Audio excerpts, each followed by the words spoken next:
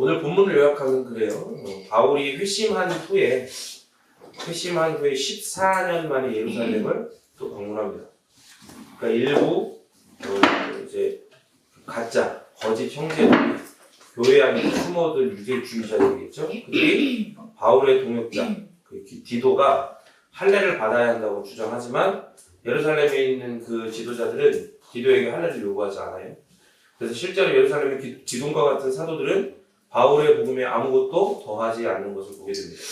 오히려 그들은 바울의 복음을 이제 나중에 이제 우리가 오늘 본문의 말씀처럼 사적인 모임이잖아요, 여기. 어쨌든 사적인 모임이지만 그 멤버가 이제 사도들이니까 예루살렘 교회의 기둥과 같은 자들이기에 나중에 이제 예루살렘 공의회에서도 이 바울의 복음을 공식적으로 인정을 하고 이방을 위한 선교사로서 바나바와 바울을 동료로 받아들이게 되는 것들을 보게 됩니다. 그래서 이제 1장 18절, 1장 21절에서도 그 맨 앞에가 그 후라고 되어 있죠. 그래서 에페이타라고 시작해서 앞부분의 내용과 계속 이렇게 이어지는 그렇죠? 그런 표현이라고 했잖아요. 그래서 오늘 본문도 이 번역 성경에는 안 나와 있지만 원문에는 똑같이 에페이타 그 후로 시작이 돼요. 그래서 이제 바울이 자신과 예루살렘 사도들과의 관계에 대한 이야기들을 이어가는 거죠. 그래서 바울 사도가 어떤 이야기들을 이어나가는지, 어떤 말씀들을 우리에게 또 선포하는지를 본문 말씀을 통해서 듣고 하나님의 합당한 은혜가 우리에게 임하기를 간절히 소원합니다. 2장 6절 읽겠습니다. 시작! 14년 후에 내가 바나바와 함께 예루살렘으로 다시 예루살렘에 올라가더니 앞서 말한 것처럼 에페이타 그우라는 표현을 통해서 이제 앞에 부분 1장의 내용들을 이어가는 거죠. 그래서 갈라디아서 1장 18절 21절 읽어볼까요? 시작! 그리고 3년 만에 내가 개발을 공부하려고 예루살렘에 올라가서 그와 함께 15일을 머무는 동안 또 그 후에 내가 수리아와 빌리기아 지방에 이르렀으나 그래서 우리 전에 봤던 것처럼 바울이 이렇게 회심한 이후에 바로 베드로를 찾아가서 예루살렘에 이제 유대인들을 그러니까 원래 유대인들을 중심으로 그 예루살렘 지역에서부터 예수님에 대한 복음이 그러니까 하나님 나라 복음을 위한 예수님에 대한 복음이 퍼지기 시작한 거잖아요. 그러니까 이제 베드로는 거기에 이제 수장 같은 역할을 했다 이 말이죠.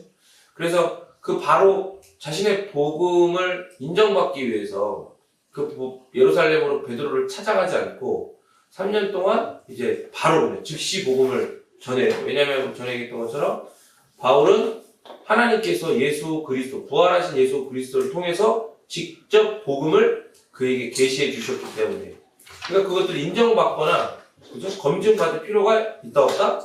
없는 거예요. 그래서 이제 그렇게 즉시 사역을 하게 됐죠. 그리고 나서 또 수리아와 길리기아 지방에 또 가서 계속해서 사역을 하는 거예요.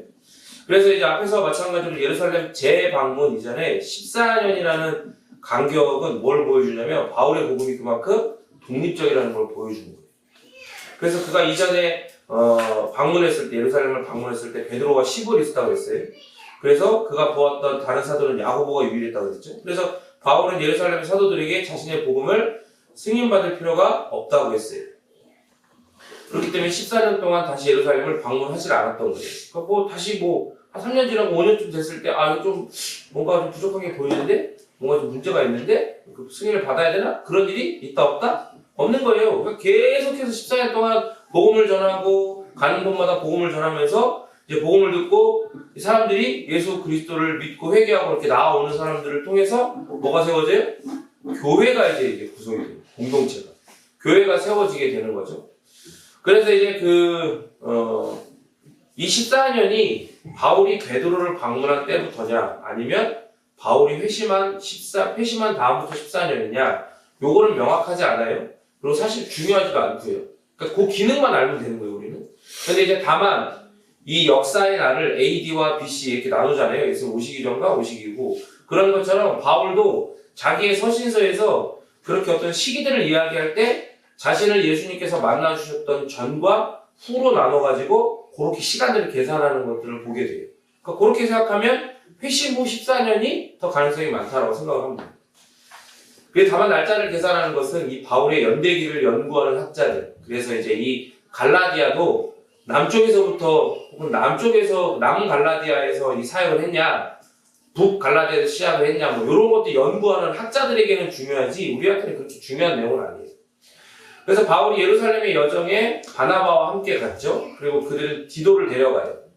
바나바는 초대교회에서 중요한 역할을 한 사람이라고 했어요. 그래서 사람들로부터 이제 위로의 아들이라는 별명도 얻고 자신의 소유를 다 팔아가지고 교회에 내놓기도 하고. 그래서 사도행전 4장 36, 37 읽어볼까요? 시작.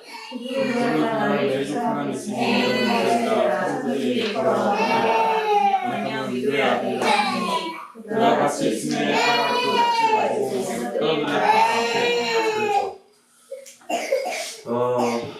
그 레위족 사람이에요.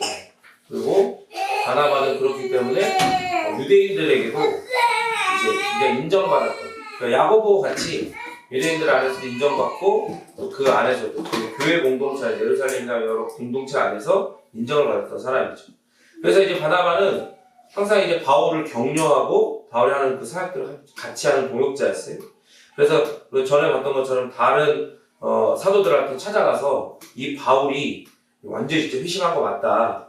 이렇게 우리를 정말 완전히 진멸하려고 연기를 해가지고 지금 그리스도를 믿는 사람들 다 죽이려고 연기를 하는 게 아니라 진짜 그리스도께서 그를 만나 주셔서 하나님의 계시를 따라 그가 완전히 회심한 게 맞다. 이렇게 막 설득을 하고 몇 년 후에 수리아 안디옥에 또 바울을 초청을 해요.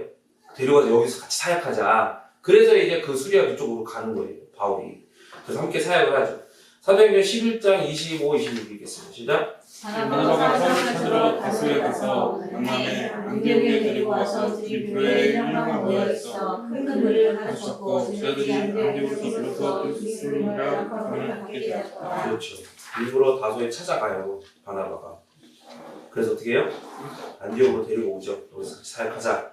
그래서 둘이 합심해서 교회에서 1년 동안 이제 모여가지고 큰 많은 사람들, 복음을 듣고 돌아오는 사람들을 가르치기 시작하는 거예요. 그래서 그때 그렇게 배웠던 모든 사람들이 안디옥 그 지역에서 비로소 그리스도인이다. 여기 일컬음을 받게 되는 거죠. 그러니까 그리스도인이다라는 어떤 그런 명칭, 공식적인 명칭이 그들에게 그 지역에서 불려지게 됐다고 하는 건 그리스도인을 비하하는 거겠어요? 아니면 높여주는 거겠어요? 인정하는 거죠. 그러니까 이렇게 참된 제자들을 말씀으로 바르게 양육해낸 그런 사역을 바나바와 바울이 함께 했다는 겁니다. 그래서 이후에 바울과 바나바는 함께 첫 번째 선교를 떠나요. 우리가 잘 아는 것처럼 바울은 세 번의 그 큰 전도 여행을 떠나잖아요. 3차, 이제 1차, 2차, 3차 선교 여행을 떠나는데 그 첫 번째 선교를 떠나고 예루살렘 공회에서 율법에서 자유로운 복음을 바나바가 또 열심히 변호를 합니다. 나중에 공회에서. 그래서 이 둘이 두 번째 선교 여행에 마가라고 하는 요한을 데려가는 문제로 격하게 논쟁을 하죠. 그러고 이제 거기서 갈라서요. 그래서 이제 바울과 바나바가 따로, 바울은 이제 두 번째 선교여행을 가고 따로 사역을 하게 돼요. 하지만 싸우고 완전히 그냥 갈라서 버린 게 아니라 나중에 바울이 바나바가 마가를 신뢰하는 게 그 믿고 이렇게 끝까지 데려가는 게 옳았구나라고 하는 게 이제 바울의 서신 여러 군데서 보여요. 그걸 인정했던 것들이. 그래서 여기서 오늘 이제 함께 이제 그 예루살렘을 찾은 디도는 헬라인이에요. 헬라인인데 바울이 가장 신뢰하고 의지하던 동역자 중 하나였죠. 바울이 그를 참 아들이라고 부르는 것으로 보아서 디도서에서 그렇게 얘기하거든요. 그래서 바울을 통해 복음을 듣고 회심한 자들 중 한 명일 가능성이 높죠. 자기가 전한 복음 중에 회심했기 때문에 자기 참 아들, 영적으로 나아간 아들이다 이런 식으로 표현하는 거죠. 디도서 1장 4절 읽겠습니다. 시작. 같은 믿음 따라 참 아들이 교회를 현재하오니 하나님으로서 그리스도 예수 우리 구주로부터 명령이 내게 있을지어다. 네. 바울과 동행한 이 예루살렘 여행은 디도의 많은 여행 중 첫 번째 여행이에요. 그래서 후에 바울의 이제 든든한 오른팔 역할을 하게 되는 거예요. 이 사도행전에는 디도에 대한 언급이 없어요. 특이하게도. 그런데 이제 다른 서신서들은 그가 이후에 바울을 대신해서 여러 임무들을 수행했다고 이렇게 나와요. 그래서 바울이 어려움에 빠진 고린도 교회를 돕는 중요한 사역을 행하도록 여러 차례 디도를 이제 고린도 지역으로 파송을 하죠. 그럴 때마다 디도는 바울에게 좋은 소식을 가지고 돌아와요. 그리고 다시 바울의 지시를 받아서 예루살렘 교회를 위한 구제헌금을 모금할 목적으로 고린도 교회로 되돌아가고 그런 일들을 반복을 하죠. 그래서 이제 바울과 디도는 예루살렘과 또 그레데 그 지방을 함께 여행을 합니다. 바울이 디도를 그레데에 남겨둬요. 거기서 이제 그 섬에서 개척한 교회들을 지도하게 하죠. 그 지역의 교회의 지도자로 그를 세워주는 거예요. 디도서 1장 5절 읽겠습니다. 시작. 내가 너를 그들에게 남겨둔 이유는 남은 일을 정리하고 내가 명언대로 각성의 전통들을 세우게 하려 함이니. 디도는 바울에게 기록된 서신 가운데 마지막 서신인 디모데 후서 4장 10절의 마지막으로 언급이 됩니다. 읽어보겠습니다. 대만은 이 세상을 사랑하여 나를 버리고 세상으로 갔고 그레스게는 갈라디아로 디도는 달마디아로 갔다. 그래서 바울이 본문에서 바나바와 디도를 언급했다고 해서 이 둘만이 여행의 동행자는 아니었을 거예요. 그렇게 바나바, 디도, 바울 3명만 그렇게 간 건 아니었을 거예요. 동역자들이 많이 있었을 거란 말이에요. 그러니까 우리가 이제 항상 전도여행과 다른 것들을 볼 때도 그걸 잘 이해를 하고 있어야 돼요. 그 2명, 3명, 예를 들어서 우리가 뭐 선교여행 간다 그러면 우리도 선교여행 간다 그럴 때 교회가 갈 때 2명, 3명 이렇게 잘 안 가잖아요. 그죠? 되도록 많은 지원자들 받고 함께 그 지역에 대한 연구도 하고 또 사역을 준비해가지고 같이 뭐 짧게든 길게든 같이 간단 말이에요. 그런 것처럼 이 바울은 항상 그렇게 자기와 함께하는 동역자들과 함께 했어요. 그래서 그들의 존재가 이제 동역자고 이방인 회심자라는 이 존재에서 이제 그 바나바는 정말로 그를 격려하고 정말 그의 참된 동역자이고 디도는 이제 그가 전한 복음, 바울이 전한 복음을 통해 이 회심을 경험한 완전한 이방인인 거예요. 완전한 헬라인. 그래서 그런 존재성이 이 서신의 목적과 중요한 관계가 있어요. 그래서 이들의 이름을 구체적으로 언급한 거예요. 다른 사람이 있음에도 불구하고 이 둘의 이름을. 그래서 바울은 항상 이걸 알아야 돼요. 항상 함께 사역합니다. 그거를 아셔야 돼요. 그러니까 바울이 대단하죠. 정말로 이게 제가 전에 이렇게 유럽 위를 이렇게 하늘을 이렇게 저기 어디야 무관단가 어디 갈 때 이렇게 쭉 지나간 적이 있어요. 근데 진짜 바울 생각을 해보는 거예요. 바울이 이 하늘에서 보는 이 모든 데를 쭉 가로질러서 3번이나 이렇게 이 지역들을 이렇게 걸어다니면서 막 이렇게 걷기도 하고 뭐 마차를 타기도 뭐 했겠지만 그 뭐 교통이 발달하지도 않고 뭐 핸드폰이 있어 뭐가 있어 안전이 보장되지 않는 그런 시대에 복음 하나만을 위해서 이렇게 많이 돌아다녔다고 할 때 되게 큰 그 감동이 있었거든요. 근데 단순히 근데 바울이 대단하다기보다 바울이 그렇게 할 수 있었던 건 왜 할 수 있는 거예요? 하나님이 은혜 안에서 함께 그 복음과 그 사명에 온전히 헌신되게 한, 그 동역하게 한 동역자들이 있었기 때문에 가능한 거죠. 그러니까 우리도 마찬가지예요. 목사님이니까 이렇게 열심히 경건하고 목사님이니까 하고 목사님 하세요. 저는 그냥 대충 말씀 듣고 조금 은혜 받고 그냥 그걸로 살면 돼. 이런 게 아닌 거예요. 아시겠죠? 우리는 모두가 다 하나님 앞에 거룩한 부르심을 받은 성도고 뭐에 대한 부르심을 받은 거예요? 하나님 나라와 그 영광을 위해서 부르심을 받았어요. 그럼 그 부르심에 합당하게 감사하면서 반응을 하려면 뭘 전해야 돼요? 복음을 전해야 돼요. 예수님에 대한 복음. 하나님 나라에 대한 복음을 전해야 하나님 나라와 그 영광이 우리를 통해, 우리 삶을 통해 드러나게 되니까. 그러니까 이 사역에는 뭐 목사님만 하고, 뭐 집사님만 하고, 뭐 청년만 하고, 누구만 하고, 이런 거 없는 거예요. 돈 많은 사람만 하고, 돈이 없는 사람 안 하고, 이런 거 없는 거예요. 다 같이 함께 동역자가 되어서 해야 되는 거예요. 믿습니까, 여러분? 아멘. 그렇게 될 줄 믿습니다. 그렇게 되어 가게끔 하나님께서 우리를 인도하시는 믿습니다. 갈라디아서 2장 2절 읽겠습니다. 시작.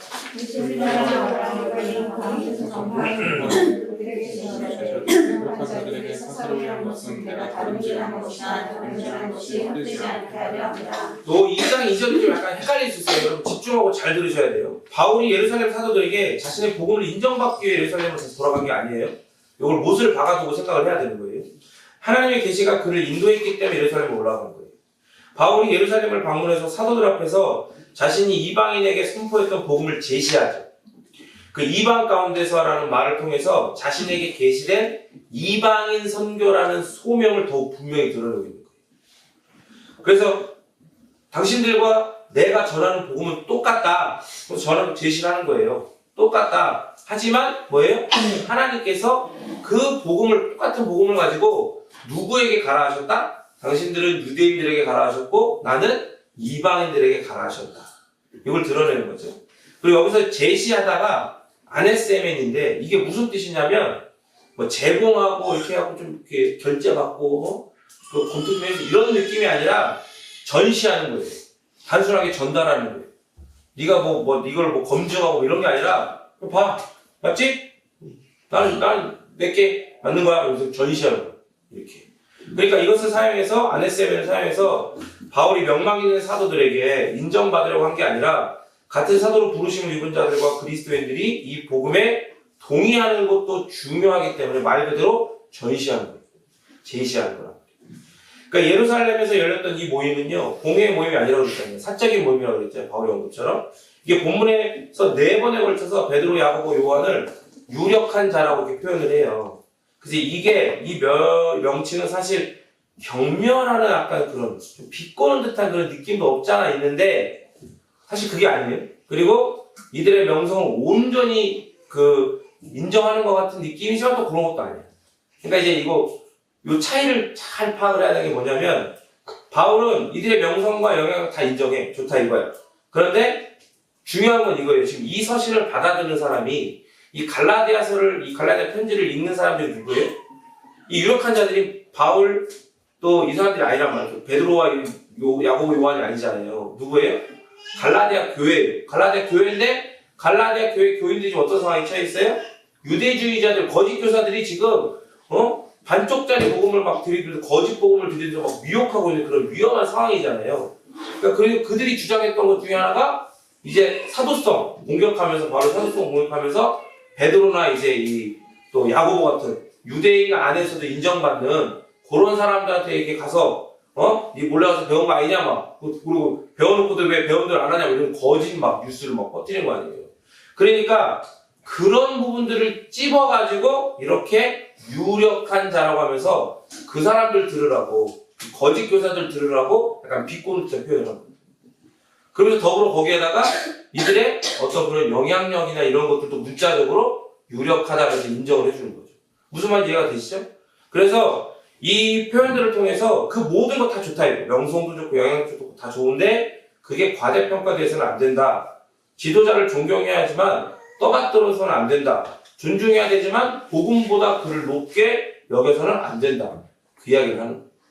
지금 시대라고 한다면 누가 들어야겠어요? 천주교가 들어야겠죠. 천주교. 그죠? 천주교는 교황이 이제 베드로에게 예수 그리스도께서 주신 그 사도로서의 권세, 그들을 계속 이렇게 물려받는다고 생각을 하잖아요. 그래서 이제 이 교황의 말이 성경과 같은 부호하다, 오류가 없다고 얘기를 하는 거예요. 이것들 들어야 되니까. 그래, 유력하다 이거야. 유력하지만 그게 유력한 건 아니지. 그래서 이제 이 서신의 1차 독자들이 갈라디아 교인들을 미혹하고 있는 유대주의자들은 바울의 사도성을 공격하면서 이를 위해서 유력한 자들을 높이는 방식을 취하고 있었다는 걸 알아야 돼요. 그것 때문에 이렇게 이제 돌려가기를 하는 거지, 이걸로. 그래서 그럼 바울은 왜 예루살렘에서 공회가 아닌 그 사적인 모임에서 자신의 복음을 제시했냐. 본문을 언뜻 보면요. 자신이 사역에 쏟은 수고가 헛되이 될 경우를 대비해서 그렇게 했다고 말을 해요. 그럼 이상하지 않아요?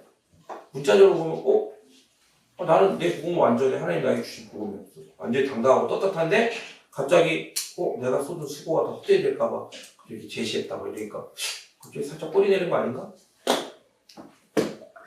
이렇게 생각이 들 수도 있잖아요. 자신이 전한 복음의 정당성에 대한 확신이 좀 한 14년 정도 지내니까 흔들렸나? 그리고 예루살렘 지도자들과 사적으로 그렇게 좀 의논했나? 그래 의논하다 보니까 내가 좀 약간 뭐가 미숙했나? 뭐 이런 것들 발견했나? 그래서 이런 얘기를 하나? 아니면 10년 이상 이방인들에게 복음을 전하면서도 자신이 전하는 복음이 진정으로 하나님께 받은 것인지를 자기도 모르게 사실은 고민하고 있었나? 뭐 여러 가지 생각이 들게 하는 그런 발언이잖아요. 굉장히 위험한 발언이란 말이에요. 문자적으로 보면. 그런데 이런 의문과 해석은요. 지금까지 앞에 1장 1절에서 쭉 해왔던 바울의 주장과 다 어떻게 돼요? 모순이 되는 거예요. 그런 식으로 그 해석을 하고 의문을 가지면 이걸 갖고 이렇게 문자적으로만 이렇게 받아들이면 완전히 거꾸로가 되는 거 아니에요. 뒤집어지는 거란 말이에요. 근데 그럼에도 불구하고 바울이 사적으로 그 비공개적으로 사도들과 의논한 이유, 또 제시한 이유 뭐냐? 바울은 자신의 복음을 절대 의심한 게 아니에요. 이게 뭐냐면 그가 증거한 복음의 진리는 사도들이 어떤 결론과 결정을 내리더라도 영향을 받아요, 안 받아요? 안 받아요. 그냥 하나님이 주신 계시하신 복음이기 때문에 이건 직접 계시하신 복음이기 때문에 완전한 거예요. 영향을 안 받아. 그러니까 사도들이 판단과 상관없는 권위를 가지는 거죠. 영원 불변한 권위를 가지죠.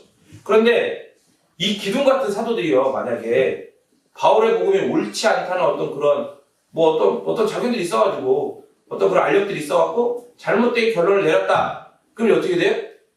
그러면 지금 유대주의자들에 의해서 공격받고 미혹당하고 있는 이 이방 교회들, 갈라디아 교회들은 그 소식을 접하면 어떻게 되겠어요? 완전히 흔들리겠죠. 거의 무너지기 일부 직전이 될 거 아니에요. 그러면 바울이 그동안 쏟았던 모든 그 사역을 통해 쏟았던 모든 노력들이 어떻게 되는 거예요? 사실상 물거품이 될 수도 있는 거예요. 사역이, 복음이 아니라 사역이. 이해가 되시죠? 무슨 말인지? 그래서 바울은 지금 확실히 하자는 거야. 확실하게. 응? 그래갖고 바울에게 이 모든 것이 중요하진 않지만, 왜냐면 복음이 완전하게. 그러나 그의 사역, 아니 그를 통한 하나님의 사역의 결과로 세워진 교회 공동체는 예루살렘의 결정에 영향받을 것이 분명하니까, 그리고 기둥 같은 사도들이 주로 할례받은 유대인들, 그리스도인들 대상으로 사역을 하잖아요. 그러니까 유대주의자들, 그들 속에 나도 예수님 메시아로 믿습니다라고 이렇게 나도 이렇게 교회 일원이 되고 싶습니다라고 들어왔던 사람들 중에 뻥으로 그렇게 거짓으로 속이고 들어온 사람도 있어요, 없어요? 분명히 있어. 그래서 그런 유대주의자들과 할례 문제를 타협할 수 있는 유혹과 위험에 항상 노출이 되어 있는 거예요. 바울이 딱 봤을 때는. 그러니까 바울이 아예 이 기회에 확실하게 못을 박아두고 완전히 이렇게 다져놓자. 니네도 그렇고 예루살렘 그쪽도 그렇고 이방 이쪽도 완전히 다져놓자. 못을 박자. 그래서 다음과 같이 얘기해요. 2장 3절. 그렇죠.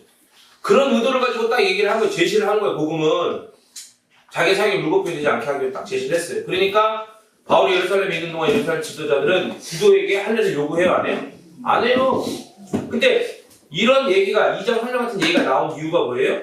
바울이 복음을 제시한 이유가 아마도 디도의 상태 때문이지 않나 하는 생각을 하게 해요. 이게 무슨 말이냐? 유대주의자들이요 예루살렘 교회에 숨어들었다고 얘기했죠? 분명히 있단 말이에요. 그리고 그들이 바울을 공격할 절호의 찬스. 야 이게 호라이볼로 제 발로 들어오네? 이렇게 생각한단 말이에요. 자기들 이제 우리 마음대로 할 수 있다. 작전을 짰겠죠. 그런데 딱 빈틈이 뭐가 보여요? 약점이 바로 완전한 이방인 헬라인인 디도가 무할례자라는 거예요. 그러니까 이제 할례가 무슨 의미냐? 구약에 따르면 할례는 하나님의 백성 거룩한 그 성회에 속하기 위해서 요구되는 거예요. 할례를 거부하자면 그럼 하나님의 언약 백성에 속하지 않아. 그게 이제 원래 구약의 율법에 명시된 거란 말이에요. 그래서 이스라엘 백성의 아이들은 난지 8일 만에 할례를 행해요. 그러니까 초대교회 시대의 유대인들 대부분도 할례를 구약의 분명한 요구로 받아들여요. 그러니까 심지어 예수님을 메시아라고 믿었던 일부 유대인도 이방인이 구원을 받으려면 할례를 받고 모세의 율법을 지켜야 한다고 주장하죠. 그러니까 디도도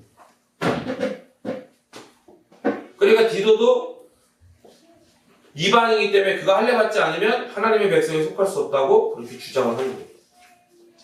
그러니까 그런 이렇게 그런 요구들이 그 모임할 때 14년 만에 찾아왔던 그 모임 안에서 있었던 거예요. 그러니까 그런 압력들, 압력들이 이 교회의 기둥과 같은 베드로, 야고보, 요한에게 압력들이 푸시가 들어가요. 그러나 바울은 유력한 자들이 디도가 할례를 받아야 한다고 강요하지 않았다고 결론을 내렸다고 지금 이야기합니다. 그런데 이런 디도는 사실 또 디모데라고 하는 또 그 바울의 제자와 같은 또 비슷한 상황인 것으로 보여요. 볼까요? 좀 되게 충격적이에요. 사도행전 16장 1절부터 5절까지 읽겠습니다. 시작! 바울이 모태와 예루살렘을 보내니 거기 디모데라는 제자가 있으니 그 어머니는 믿는 유대인 여자요 또 그는 헬라인이라. 디모데는 루스드라와 이공육회에 있는 형제들에게 칭찬받는 자니 바울이 그를 데리고 떠나고자 할 때 그 지역에 있는 유대인들로 말미암아 그를 데려다가 확인하려니 하니 이는 사사들이 그의 아버지는 헬라인인 줄 다 알미노라. 여러 성으로 다녀갈 때 예루살렘에 있는 사도와 장로들이 작정한 규례를 그들에게 주어 지키게 하니 이에 여러 교회가 우리를 더욱 뻔해지고 사랑하느라 늘어난다. 그렇죠. 사도행전 16절 1절의 언급을 보면은 디모데는 어머니가 유대인이고 아버지가 헬라인이에요. 그러니까 이러면 유대인으로 인정을 해주거든요. 그런데 디도는 어때요? 완전한 이방인이죠. 그냥 헬라인이에요. 그냥 아버지 어머니 다. 그러니까 바울의 복음에서 할례는 구원의 요소가 아니라 이런 거예요. 문화적인 요소라는 걸 이해를 해야 돼요. 이 사도행전 16장을 보면. 그러니까 이 디모데를 왜 할례를 받게 했냐면 디모데가 출신이 유대인이에요. 어머니가 유대인이니까. 그러니까 얘를 데리고 이제 그 지역에 있는 유대인들한테 복음을 전하려면 회당에 들어가야 되거든요. 근데 회당에 누구만 출입할 수 있어요? 유대인만 출입할 수 있어요. 근데 유대인이라는 증거는 뭐가 있어요? 할례를 받아야 되는 거예요. 그러니까 그거는 뭐예요? 이 유대인들 사이에 이제 문화 정도로만 바울은 여기는 거야. 이 할례를 행했다고 해서 구원을 받거나 할례를 행하지 않아서 구원 못 받거나 이건 바울이 전하는 복음과 전혀 상관이 없잖아요. 근데 이 유대 지역에 있는 사람들에서 복음을 전해야 되니까 그래 오케이 좋아 까짓 건 뭐 그거 못해? 얘들 왜 복음을 전할 수 있는데 그거 하고 가는 거야. 왜? 이 사람이 출신이 유대인이니까. 그러니까 그 문화 안에 있으니까 그렇다고 해서 복음이 위협을 받고 복음이 반쪽짜리가 되고 복음이 은혜의 복음이 행위의 복음으로 이렇게 전락하게 되는 그런 결과를 낳는다 낳지 않는다? 낳지 않는 거 요 경우에는. 그러나 디도는 어때요? 완전한 헬라인이잖아요. 그러니까 여기서 만약에 할례를 그래 좋다 할례 하자 이렇게 되면 어떻게 되는 거예요? 그러면 복음이 자기가 전하는 복음이 전락하게 되는 거예요. 그러니까 경우가 다른 거죠. 그러니까 이거는 이렇게 했는데 그렇게 하면 되지 뭐 그렇게 상황에 따라서 바뀌는 게 아니에요. 복음은. 그래서 여기를 보면 바울이 이제 디도는 완전한 이방인이니까 바울의 복음에서 할례는 구원의 요소가 아니라 문화적 요소이니까. 그래서 유대인을 대상으로 하는 사역에 유대인인 디모데에게 할례를 향하게 했던 거고 이방인인 디도는 전혀 다르니까. 그래서 만약 바울이 디도에게 할례를 줬다. 그러면 갈라디아에서 이방인에게 할례가 구원의 요소가 아니다라고 말하는 근거가 없어지는 거예요. 그래서 다음과 같이 이야기해요. 2장 4절. 이는 가만히 들어온 거짓 선지자 때문이라. 그들이 가만히 들어온 것은 그리스도 예수 안에서 우리가 가진 자유를 엿보고 우리를 주로 삼고자 하는데. 그러니까 이게 무슨 말이냐면 디모데는 줬는데 왜 디도는 주지 않았냐? 지금 상황이나 어떤 문화적인 차이가 이렇게 있는 것도 있지만 더 구체적인, 더 극적인 이유가 뭐다? 바로 거짓 청제들. 그 거짓으로 자기들이 그리스도인이라고 이야기하는 유대주의자들 때문이다. 이 사적인 모임에도 이들은 가만히 몰래 껴 있었던 거예요. 그래서 정보와 자료가 부족해요. 바울의 언급을 볼 때 사적인 모임에서 거짓 청제들이 어떻게 들어와서 디도의 할례에 대해서 어떤 주장을 했다 뭐 이런 것들이 정확히 나와 있지는 않아. 다른 데를 보면. 하지만 이런 언급들을 볼 때 분명히 그랬을 게 짐작이 가죠. 그래서 이 구절의 헬라어 원문은요 이상하게 거칠어요. 요 구절이 2장 4절에서 갑자기 엄청 원문이 거칠어지고 일반적인 헬라어 문법을 어떻게 해요? 파괴해요. 그러니까 굉장히 흥분하고 갑자기 이제 급발진한다고 해요. 이 표현으로. 바울이 2장 4절에서 갑자기 급발진하는 거예요.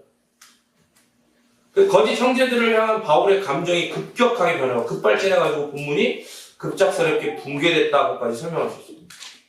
그래서 유대 사회 안에서 전통과 율법의 차원이 아닌 문화적인 차원에서 할례를 행하면서 복음을 전하는 건 그건 어려운 일이 아니죠. 그건 어려운 일이 아니에요. 예를 들어서 이렇게 막 미신을 막 굿하고 막 그런 걸 믿는 사람들한테 복음을 전하라고 가고 싶어. 그러면 어떻게 해야 돼?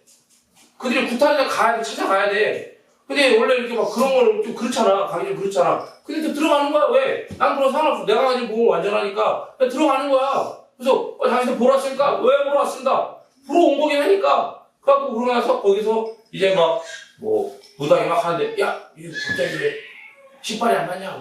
예수님 살린 거 아니야? 막 이제 뭐 그런 일들도 있어요. 그런 예화들도 있고 실제로 그런 일들이 이제 뭐 그 부흥 강사님이 얘기하는 거 들어보면 그런 얘기를 하기도 해요. 근데 이제 그런 느낌인 거예요. 디모데가 했던 것들은. 그런데 가만히 지금 말씀을 보니까 가만히 몰래 들어와가지고 하나님 백성 되려면 반드시 할례를 행해야지. 전통과 율법이 얼마나 중요한 건데 그거 지켜야 되는 거야. 그러면서 은혜로 말미암아 자유하게 된 자를, 은혜의 자유자를 다시 율법의 종, 율법의 노예로 만들 기회를 엿본다. 그럼 이건 뭐예요? 선을 넘은 거지. 이건 문화의 선이 아닌 거예요. 이건 구원과 복음과 진리의 선을 넘은 거예요. 그래서 예루살렘 사도들은 바울의 복음에 동의하고 그가 전시한 이 복음에 동의하면서 우리가 받은 복음도 은혜의 자유자는 영원한 자유자니까 다시금 율법의 종이 될 필요가 없다. 아니 그래서는 안 되기 때문에 디도는 할례를 받을 필요가 없다. 그 못을 막아버리는 거예요. 어디서? 예루살렘에서 지금 그 일을 하는 거예요. 예루살렘을 지도하는 그 교회 지도자들이 거기에 못을 박아버린 거예요. 더불어 바울은 이 일들을 통해서 복음의 사역으로 생겨난 이방 교회들을 지금 엿보고 있는 자들의 모든 노력, 그들의 다름질을 헛되게 만들어 버린 거죠. 그러니까 아까 얘기했잖아. 바울이 내 노력들이 헛되지 않게 하려고 그들에게 이걸 제시했다 얘기하잖아요. 근데 바울이 이렇게 제시함으로 인해서 오히려 누가 헛되게 되는 거예요? 그 엿보는 자들, 유대주의자들, 미혹하는 자들, 거짓 선생들, 가짜 형제들이 이제 그들의 모든 노력과 다름질이 헛되게 되거든요. 그러니까 디도가 할례를 받아야 한다고 주장했던 자들은 자기들도 그리스도인이라고 주장을 하는 거예요. 이걸 생각해봐요. 그러니까 그 자리에 있었겠죠.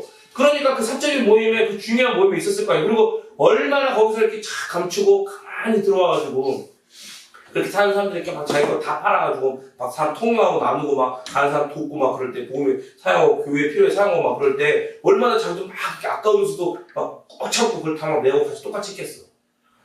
그래서 서서히 영향을 높여갔겠지. 그래서 어떤 자리까지 올라와 있어요?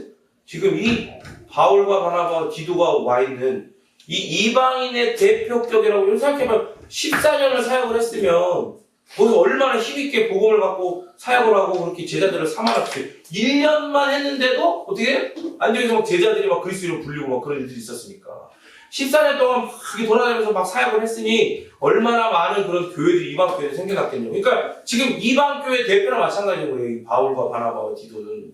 그리고 예루살렘 교회 대표들 이 세 명이 딱 만나는 자리에 세 명만 있는 게 아니라 그 자리에까지 함께 할 수 있을 정도로 계속해서 빌드업했던 거예요.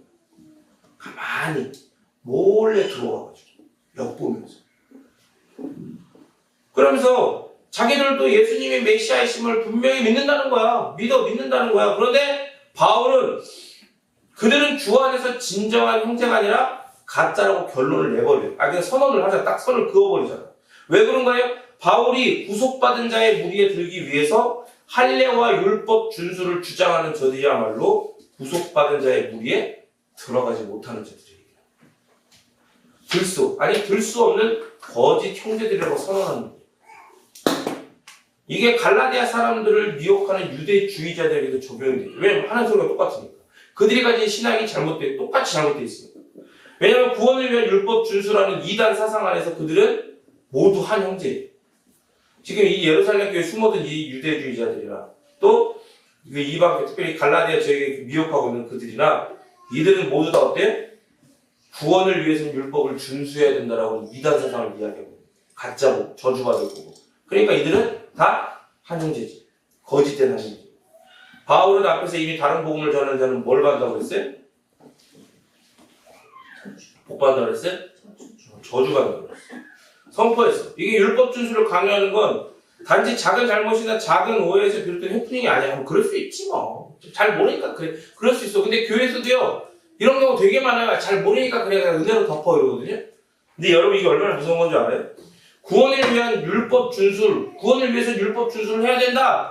이렇게 얘기하는 건요. 구원이 하나님의 일, 전적인 하나님의 일, 하나님의 주권적인 사역에서 인간이 성취할 수 있고 도울 수 있고 할 수 있고 아니 해야 하는 일로 바뀌게 만드는 거예요. 그렇게 되면 구원은 더 이상 주님의 일이 아니죠. 누구의 일이에요? 누구의 일이에요? 사람의 일이 되는 거예요. 근데 여러분 저 전에 얘기했잖아요. 하나님은 손때가 사람의 손때가 탄 거를 인정해 안 인정해? 안 인정해요. 영적인 모든 것들 가운데 죄인은 손대면 다 죄야. 죄공장에서 나오는 건 다 죄밖에 안 나오잖아요. 그러니까 그 죄공장에 만들면 다 죄지. 그러니까 이 구원, 복음 이것도 다 죄인이 손대면 돼요? 안 돼요?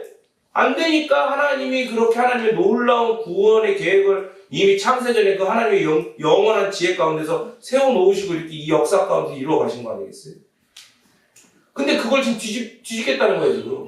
하나님 그렇게 갖고 이 모든, 하나님이 다 만들어 놓으셨어. 다 만들어 놓으시고 받을 자격도 없고 아무것도 없는 자들이 우리를 하나님이 전적인, 우리는 도저히 이해할 수 없는 그 주권과 사랑과 긍휼하게 여기심을 가지고 택하셔서 우리에게 그냥 선물하신 거야.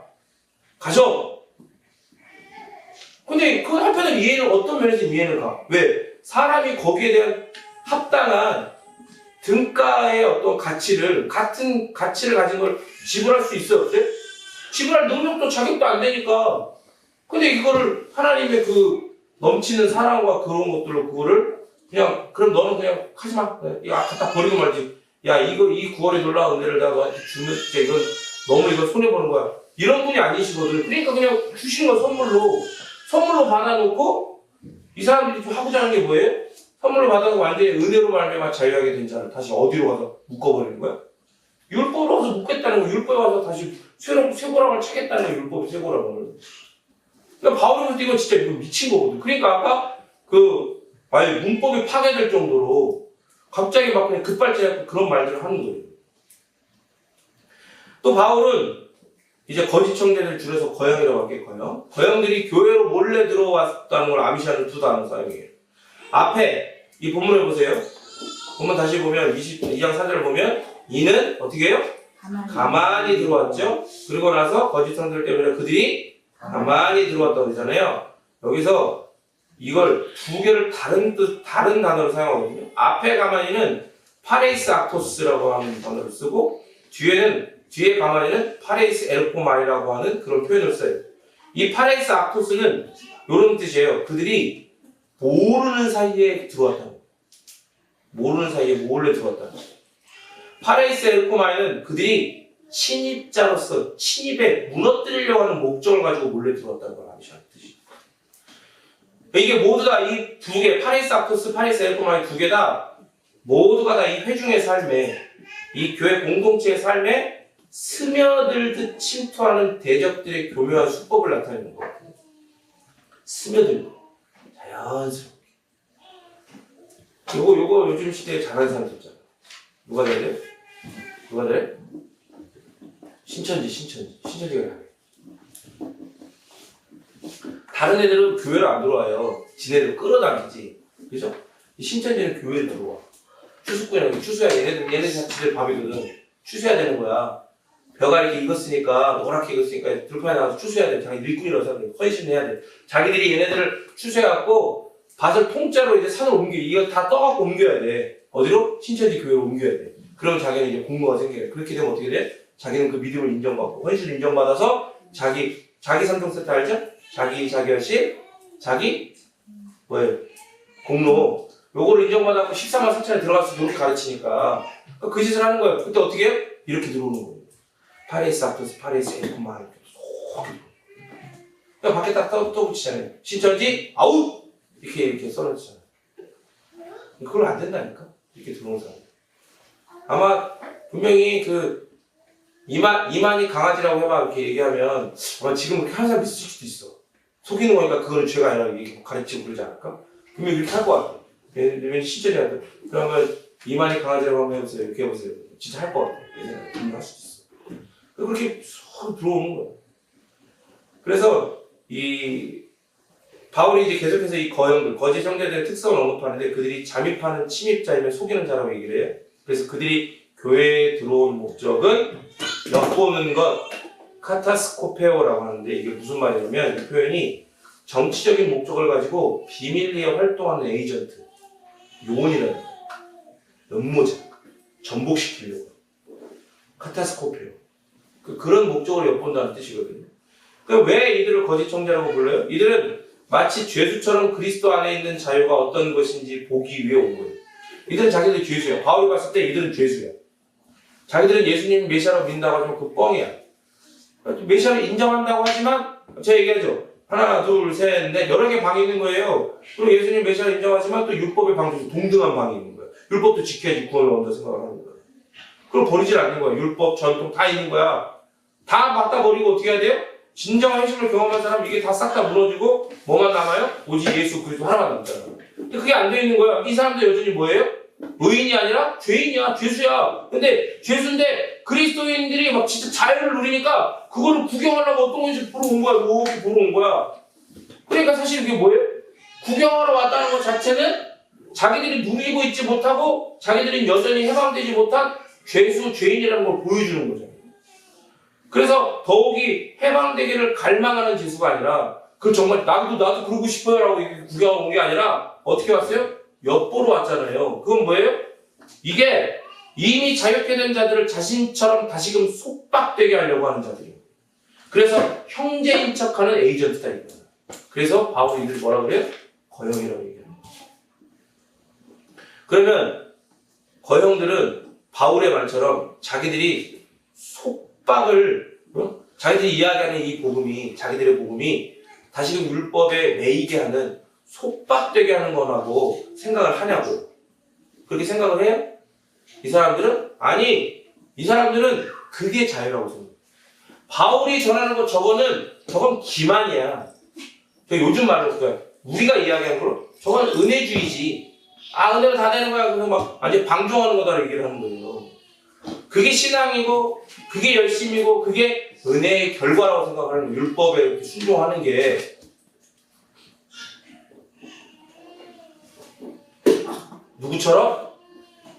누구처럼? 송장로님처럼. 그 삼땡 교회에 있던 송장로님 알죠? 내가 옛날 얘기한다고 했어요. 나는 안 놔줘. 나는 한번 물면 절대 안 놔. 바울이 하나님의 말씀, 복음을 계시받은 바울이기 때문에 가질 수 있는 관점인 거예요, 이게. 이 관점이요, 바울이기 때문에 갖는 관점이라고요. 근데 여러분 보세요. 우리도 그렇죠. 우리도 그래요. 우리가 받은 복음이 바울이 받은 복음과 같아야 달라요? 같죠? 그렇기 때문에 그게 증거가 되는 거예요. 거형들의 잘못된 신앙을 분명하게 파악할 수 있는 거. 보세요. 거형들이 그렇게 이 진패 있잖아요. 진짜 화폐. 진패만을 만져본 사람이 수많이 계속해서 발전, 하루에도 몇 개씩 생겨나는 그런 기술로 만들어진 위조 지폐들을 감쪽같이 찾아내거든요. 진패만 만진 사람이. 그러니까 그렇게 감쪽 같은 위패, 가패, 파레스 아크스, 파레스 에르코마를 찾아낼 수 있는 거야. 그러니까 하나님의 복음을 가진 자는 이런 가형들의 잘못된 신학을 분별할 수 있어요. 여러분들이 저번에 나눔할 때 그랬잖아요. 그렇게 바른 복음, 바른 말씀 듣고 싶어서 교회를 찾아다녔는데 막 바른 복음 전하는 것 같아갖고 가봤더니 목사님이 갑자기 뭐 자기 공로, 자기 열심에 관련된 그런 신학에서 나온 말씀들을 전할 때 그게 막 너무 듣기가 거북하고 막 화가 나고 견딜 수가 없었다면서. 그게 뭐예요? 그게 바로 여러분들에게 전해진 복음, 여러분들이 소유한 복음이 바울의 복음과 같은 복음이라는 증거야. 그래서 바울의 그런 시선이 여러분에게도 있는 시선이 된 거예요. 여러분 시선이 된 거예요. 그래서 그들의 거형들의 잘못된 시작을 파악을 하게 된 거라는 말이에요. 참된 복음, 은혜의 복음을 소유한 형제들은요, 이사야에서 하나님께서 약속을 하셨거든요. 너희들은 이제 새로운 출애굽을 경험할 세대가 될 것이다. 그걸 예언을 하셨단 말이에요. 그러니까 이 은혜의 복음, 참된 복음을 소유한 자들은 이사야에서 약속된 새로운 출애굽을 경험한 거예요. 그럼 무엇으로부터 엑소더스 탈출하게 된 거예요? 무엇으로부터? 율법이죠, 율법. 근데 율법이라기보다 이런 거예요. 율법의 진의를, 그 바른 사용법을 모르고 거부하고 자기 3종 세트 죄공장이면서도 스스로를 경건한 자, 거룩한 자라고 생각하는 거. 아니, 착각하는 상태에서 어떻게 돼? 탈출하게 된 자들이라고, 우리가. 그러니까 여전히 자기 3종 세트 죄공장이면서 나는 거룩하고 의롭다, 너희들도 나처럼 거룩하고 의로우려면 하나님의 말씀을 이런 식으로 해석하고 이런 식으로 적용해서 이렇게 해서 너희들도 자기 공로, 자기 열심을 쌓아야 된다. 이렇게 이야기하는 것들과 여러분 귀에 딱 들리면 어떻게 되겠어요? 그게 괴로운 거야. 그런 거를 전하는 사람들의 신앙이 눈에 딱 보이는 거죠. 그러니까 우리는 바울과 같은 복음을 가진 자들이라 이거예요. 바울이 이 탈출을 경험한 사람이에요. 이 출애굽을 경험한 사람이란 말이에요. 그렇기 때문에 하나님의 백성에 속하려면 디도가 할례를 받아야 한다고 그 거형들이 몰래 엿보고 있는 침투하고 그 엿보고 있는 자들이 막 그렇게 푸시하고 압력을 가하고 막 주장을 해도 그건 합당한 요구가 아니라 다시금 속박으로 되돌아오라는 강요이고 억압이고 속박이고 결박이라고 선언을 하는 거예요, 지금. 그런데 여러분 보세요. 이 이야기를 하는 사람 바울은 평생 율법을 지켰던 사람이에요. 평생 자기의 자기공로 자기 열심으로 율법을 철저하게 지키고 그 율법을 폐하려고 하는 오해를 가지고 폐하려고 한다고 오해를 가지고 그리스도를 잡아 죽이던 사람이에요. 근데 그 사람이 지금 이런 거짓되고 더러운 요구에 뭐라 그래요? 그거는 억압이고 강이고 속박이고 결박이다. 저주다. 복음이 아니다. 라고 선언을 하는 거란 말이에요. 내가 말씀을 전하면서 송장로님 얘기했잖아요. 제가 송장로를 왜 안 놔준 줄 알아요? 말씀을 계속 전한 이유는 이런 은혜의 복음으로 만나주시는 긍휼을 그에게도 100% 주시기를 원하기 때문에 그래요. 그런 자들 자기가 자유를 누리고 있다고 생각하면서 자기 열심을 어떻게든 해보려고 그리고 다른 사람도 그렇게 자기가 죄수인 줄 모르고 너도 나처럼 자유하게 돼야 된다면서 이미 은혜로 자유하게 된 자들을 자기처럼 자식 죄인처럼 그거를 올가매려고 하는 자들이 이 은혜의 복음을 만나야 되는 거예요. 그러니까 안 놔준다고 그랬죠?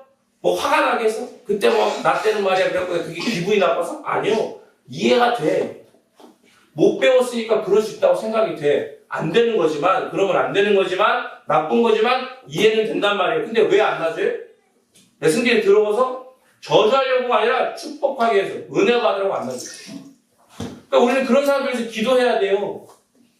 그렇게 자기 공로, 자기 열심에 빠져서 내가 자유한 자라고 생각하면 오히려 은혜의 자유자들을 너희들은 잘못된 길로 가고 있고 너희들은 자유하지 않다라고 이야기하면서 다시 돌아오라고 이 결박 안으로 돌아오라고 이야기하는 이 거짓된 형제들을 위해서 기도해야 된단 말이에요. 3장 4장에서 그래서 바울은 율법에 복종하는 것이 자유가 아니라 속박을 가져온다라고 선언을 해버려요. 구원을 위해서 율법을 요구하는 건 사람을 죄에서 해방하는 게 아니라 오히려 뭐 아래 둔다? 죄의 통치 아래 두게 한다고 이야기하는 거예요. 율법으로 돌아가는 게 결박의 명예가 되는 이유는 사람이 율법의 모든 요구를 지킬 수 있어요, 없어요? 없어. 그렇기 때문에 율법은 결박의 멍해가 되는 거예요. 몸으로나 마음으로나 완전히 그렇죠. 완전히 그래. 그래서 그런 자들은 자신이 지킬 수 없는 율법의 요구 아래에서 나는 이랬다 나 이랬다 자랑하지만 그의 영혼을 하나님 보시기에 어떻게 보이는 거예요? 신음하고 있는 거야. 율법의 요구 아래에서 신음하고 있는 거야. 그러니까 나는 그런 사람들이 불쌍하다니까. 어이가 없으면서도 그 사람만 봤을 때는 불쌍해요. 그 사람이 그렇게 막 이야기하고 막 강요하는 그 거짓된 복음을 들으면 화가 나지만 그 사람의 영혼만 봤을 때는 너무 불쌍해. 신음하고 있는 거야. 왜? 나도 그랬으니까. 우리가 그 신음의 자리에서 함께 신음하고 있던 자들이었습니까? 예루살렘의 대적들이 디도가 할례를 받아야 한다고 주장했을 때 복음이 가져오는 이 자유와 진정한 해방은 심각한 위험에 처하게 된 거죠. 그래서 바울은 어떻게 했을까요? 어떻게 했을까? 여기서 우리 주일학교 학생들 은혜의 복음서 이건 다음 주에 가장 밝게 읽는 거야. 현지 그거 만난 것 중에 가장 밝게 읽는 거야. 우리 같이 함께 기도합시다. 그냥 기도하실 때에 우리가 이런 잘못된 거짓된 형제들을 위해서도 기도해야 되지만 우리가 이걸 알아야 돼요. 우리의 마음을 항상 말씀 앞에 비추어 봐요. 왜냐면 우리도요 옛 습관, 옛 자가 여전히 남아있기 때문에 우리의 은혜가 살아나서 경건의 열심, 경건에 우리가 목숨 걸고 우리가 하나님의 말씀 앞에, 우리 은혜 앞에 붙으려고 은혜가 살아나지 않으면 우리 옛보서 옛 자가 살아나거든요. 죄가 살아나는, 죄성이 살아난단 말이야. 그러면 그게 우리의 사고와 우리의 생각을 다시 어디로 끌고 가요? 이 죄의 결박으로 끌고 가는 거야. 내가 이걸 했어야 되는데 이걸 못했다고 죄책감을 가지고. 아니면 정반대로 완전 또 정반대로 끌고 가죠. 어디로 끌고 가요? 은혜로 다 되는 거야. 은혜로 다 돼, 괜찮아. 다 사람마다 다른 거지. 자기 멋대로 하나님의 은혜를 어떻게 하는 거예요? 정의하는 거예요. 자기 주관을 이 철저히 초객관적인 절대적 객관적인 복음과 은혜를 절대적으로 자기 주관적인 것을 끌어내려가지고 해석을 해요. 이 두 양단에 서게 된단 말이에요. 그 시간 같이 함께 기도합시다.